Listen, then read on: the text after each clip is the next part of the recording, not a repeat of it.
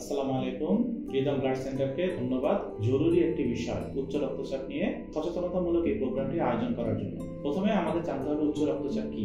সহজ কথায় আমাদের রক্তনালীর ভিতর দিয়ে রক্ত চলাচল করে, সেই রক্ত চলাচলের জন্য একটি চাপ অর্থাৎ প্রেসার থাকা আবশ্যক। এই প্রেসারের একটি নর্মাল একটি রেঞ্জ আছে, অর্থাৎ একটি নর্মাল লিমিট আছে। এই নর্মাল লিমিটের চেয়ে যদি প্রেসারটি বেড়ে যায় অথবা কমে যায়, দুটি অত্যন্ত ক্ষতিকারক এবং বিপজ্জনক। তো এই রক্তচাপের একটি ঊর্ধ্ব লিমিট আছে যেটাকে আমরা বলি সিস্টোলিক প্রেসার, এবং একটি নিম্ন লিমিট আছে যেটাকে আমরা বলি ডায়াস্টোলিক প্রেসার। আমরা সাধারণত বলি 120/80 মিলিমিটার অফ মার্কারি প্রেসার যদি কোনো মানুষের থাকে, সাধারণভাবে এটাকে আমরা ধরে নিই স্বাভাবিক রক্তচাপ বা স্বাভাবিক ব্লাড প্রেসার।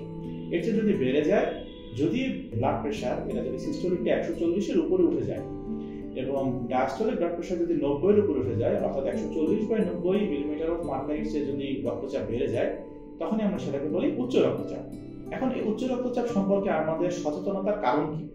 কোনো মানুষের যদি দীর্ঘদিন ধরে উচ্চ রক্তচাপ থাকে, তার শরীরের হৃৎপিণ্ড, কিডনি, চোখ এবং ব্রেন, 4টা অঙ্গের বিপজ্জনক ক্ষতি হতে পারে। উচ্চ রক্তচাপের কারণে হৃৎপিণ্ডের হার্ট অ্যাটাক বলতে আমরা যেটা বুঝি মায়োকার্ডিয়াল ইনফার্কশন বা এমআই, এই বিপজ্জনক রোগটি হতে পারে।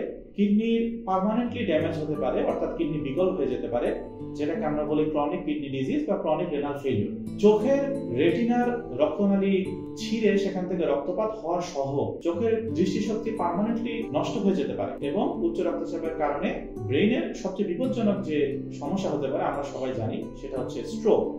এবং রক্ত ক্ষরণ হওয়া অথবা রক্ত জমাট বেঁধে যাওয়া, এই দুই ধরনেরই স্ট্রোক হতে পারে উচ্চ রক্তচাপের কারণে, যেটাকে আমরা বলি হেমোরেজিক স্ট্রোক অথবা ইসকেমিক স্ট্রোক। তো যদি কারো উচ্চ রক্তচাপ অনিয়ন্ত্রিত থাকে, এই রোগগুলোর কোনোটা যদি তার একবার হয়ে যায়, তাহলে পুনরায় রিভার্স করা অথবা পূর্বে স্বাভাবিক অবস্থায় ফিরে যাওয়া কিন্তু কখনো সম্ভব না।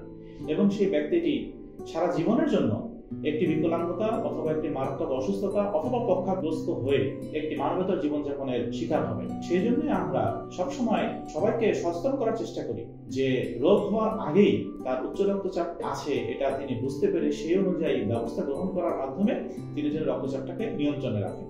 এরপর আমাদের আলোচ্য বিষয় উচ্চ রক্তচাপের কারণ কি কি এবং সেগুলো প্রতিরোধ করার জন্য আমরা কি কি ব্যবস্থা নিতে পারি। কোনো কোনো সময় উচ্চ রক্তচাপ অন্য কোনো রোগের কারণে একটি লক্ষণ হিসেবে দেখা যেতে পারে। এই ধরনের উচ্চ রক্তচাপকে আমরা বলি সেকেন্ডারি হাইপারটেনশন। বেশিরভাগ সময় প্রায় 90% ক্ষেত্রে উচ্চ রক্তচাপের জন্য অন্য কোনো রোগের কারণ হিসেবে নয়, বরং উচ্চ রক্তচাপ নিজেই একটি রোগ হিসেবে দেখা দিতে পারে। এটাকে আমরা বলি প্রাইমারি হাইপারটেনশন। যে সমস্ত রোগের লক্ষণ হিসেবে উচ্চ রক্তচাপ দেখা দিতে পারে, এর মধ্যে রয়েছে বেশিরভাগ হরমোনজনিত রোগ, যেমন থাইরয়েড হরমোনের বিভিন্ন ধরনের রোগ, থাইরয়েড হরমোন কমে যাওয়া যেটাকে আমরা বলি হাইপোথাইরয়েডিজম, অথবা থাইরয়েড হরমোন বেড়ে যাওয়া যেটাকে আমরা বলি হাইপারথাইরয়েডিজম। এছাড়া শরীরে স্টেরয়েড হরমোন অত্যন্ত বেশি পরিমাণে বেড়ে যায় অথবা স্টেরয়েড হরমোন অতিরিক্ত ক্ষরণ হয়, এই ধরনের অনেক রোগ আছে। এই ধরনের রোগগুলোর কারণে উচ্চ রক্তচাপ বেড়ে যেতে পারে। পলিসিস্টিক ওভারি সিনড্রোমের কারণে, কোনো ওষুধের কারণেও উচ্চ রক্তচাপ হতে পারে। আমাদের দেশে অনেক সময় দেখা যায় যে অনেক মানুষ প্রেসক্রিপশন ছাড়াই দোকান থেকে শ্বাসকষ্টের জন্য অথবা ব্যথার জন্য ওষুধ কিনে খাচ্ছে, তারা জানেও না যে সেটি কি ওষুধ।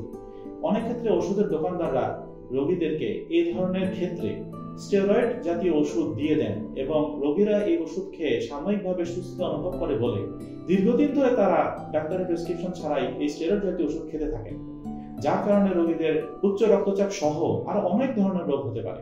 আর কিছু ক্ষেত্রে উচ্চ রক্তচাপ আন্ডারলাইন কোনো ডিজিজ অর্থাৎ দ্বিতীয় কোনো রোগের কারণ ছাড়া নিজে নিজে একটি রোগ হিসেবে দেখা যেতে পারে।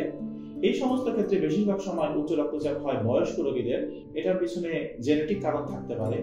অতিরিক্ত স্থূলতা, ধূমপান, মদ পান, অতিরিক্ত চর্বি এবং তেল জাতীয় খাবার খাওয়া এবং অতিরিক্ত লবণ খাওয়া, নিয়মিত শারীরিক ব্যায়াম না করা ইত্যাদি কারণে উচ্চ রক্তচাপ হতে পারে।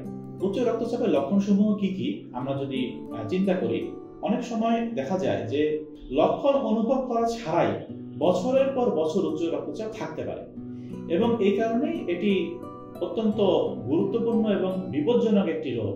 তবে আমরা ধরে নিতে পারি যে কিছু কিছু ক্ষেত্রে মাথা ব্যথা, ঘাড় ব্যথা, মাথা ঘোরানো, বমি বমি ভাব হওয়া, এছাড়া চোখে ঝাপসা দেখা, বুকে ব্যথা হওয়া, শ্বাসকষ্ট হওয়া ইত্যাদি যদি লক্ষণ কারণ দেখা যায়, তার অবশ্যই উচ্চ রক্তচাপ আছে কিনা এটা জরুরিভাবে নির্ণয় করতে হবে এবং যদি দেখা যায় তার প্রতিরোধ করার জন্য চিকিৎসা নিতে হবে। উচ্চ রক্তচাপ প্রতিরোধের এবং নিয়ন্ত্রণের জন্য আমাদের সবার আগে প্রথমে আমাদের খাদ্যাভ্যাসকে নিয়ন্ত্রণ করতে হবে। অতিরিক্ত লবণ, পাতে আলাদা লবণ খাওয়া পরিহার করতে হবে। এছাড়া অতিরিক্ত তেল চর্বি জাতীয় খাবার পরিত্যাগ করতে হবে। কারোর যদি ধূমপানের অভ্যাস থাকে এবং যদি কারোর মদ পান অথবা অন্যান্য যে কোনো ধরনের নেশা জাতীয় দ্রব্য গ্রহণের অভ্যাস থাকে, অবশ্যই সেগুলো পরিত্যাগ করতে হবে। দ্বিতীয়ত আমাদের জীবনযাত্রার কিছু পরিবর্তন আনতে হবে, যেটাকে আমরা বলি লাইফস্টাইল মডিফিকেশন। লাইফস্টাইল মডিফিকেশনের মধ্যে আমাদের রয়েছে অতিরিক্ত দুশ্চিন্তা এবং কারোর যদি অতিরিক্ত কর্মস্থলে অতিরিক্ত প্রেসার বা চাপ ইত্যাদি থাকে, তাকে চেষ্টা করতে হবে যতটুকু সম্ভব তার মানসিক চাপের পরিবেশ থেকে মুক্ত থাকার জন্য এবং দুশ্চিন্তা পরিহার করার জন্য নিয়মিত কমপক্ষে 6 থেকে 8 ঘন্টা সুন্দরভাবে ঘুমের অভ্যাস করতে হবে। প্রতিদিন কমপক্ষে 30 মিনিট থেকে 1 ঘন্টা শারীরিক ব্যায়াম করতে হবে।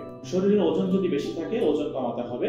খাদ্যাভ্যাস পরিবর্তন এবং জীবনযাত্রার পরিবর্তনের মাধ্যমে আমরা ওষুধ ছাড়াই অনেক সময় রক্তচাপ আমরা নিয়ন্ত্রণে রাখতে পারি। তবে যদি এর পরেও কারোর উচ্চ রক্তচাপ কন্ট্রোল না হয়, নিয়ন্ত্রণে না আসে, তাহলে ডাক্তারের পরামর্শ অনুযায়ী তাকে ওষুধ খেতে হবে। উচ্চ রক্তচাপ আক্রান্ত রোগী কি রক্তদান করতে পারবেন কিনা? উচ্চ রক্তচাপ আক্রান্ত রোগীর সাধারণত যদি রক্তচাপ তার নিয়ন্ত্রণে থাকে তাহলে রক্তদান করতে কোনো সমস্যা নেই। রক্তদান করার পূর্বে তার রক্তচাপ যদি উচ্চ মাত্রা, যেটা সিস্টোলিক ব্লাড প্রেসার, এটা 180 মিলিমিটার মার্কারের নিচে থাকে এবং ডায়াস্টোলিক ব্লাড প্রেসার 100 মিলিমিটার মার্কারের নিচে থাকে, তাহলে তিনি রক্তদান করতে পারবেন। উচ্চ রক্তচাপ রোগী ওষুধ খেয়েও যদি তার প্রেসার নিয়ন্ত্রণে থাকে তাহলেও তার রক্তদান করতে কোনো সমস্যা নেই। সাধারণত উচ্চ রক্তচাপ রোগী রক্তদান করার পরে আমরা পরামর্শ দেই যে পরবর্তী ওনার যে রক্তদান করার পরবর্তী যে ডোজ ওষুধ, তিনি সেটা ব্লাড প্রেসার মেপে যদি নিয়ন্ত্রণে থাকে তাহলে তিনি ওষুধটা পরবর্তী ডোজটা তিনি বন্ধ রাখতে পারেন। এর পরের দিন থেকে তিনি আবার নিয়মিত ব্লাড প্রেসারের ওষুধ খাবেন। এছাড়া রক্তদান করার পরে তিনি প্রচুর পরিমাণে তরল জাতীয় খাবার খাবেন এবং আয়রন জাতীয় খাবার খাবেন, যা সাধারণভাবে আমরা সব রক্তদান করার ব্যক্তিকে আমরা পরামর্শ দিয়ে থাকি। সর্বোপরি আমাদের উচ্চ রক্তচাপ সম্পর্কে দেশের মানুষকে সচেতন করার জন্য অনুরোধ করব যে রিদম ব্লাড সেন্টার যেমন আজকে যে উদ্যোগ নিয়েছে, সকল গণযোগাযোগ মাধ্যম এবং সংবাদ মাধ্যম অর্থাৎ মিডিয়াকে এগিয়ে আসতে হবে উচ্চ রক্তচাপ সম্পর্কে দেশের মানুষকে সচেতন করার জন্য। এই বলে আমি আমার আজকের বক্তব্য শেষ করছি। আসসালামু আলাইকুম ওয়া রাহমাতুল্লাহ।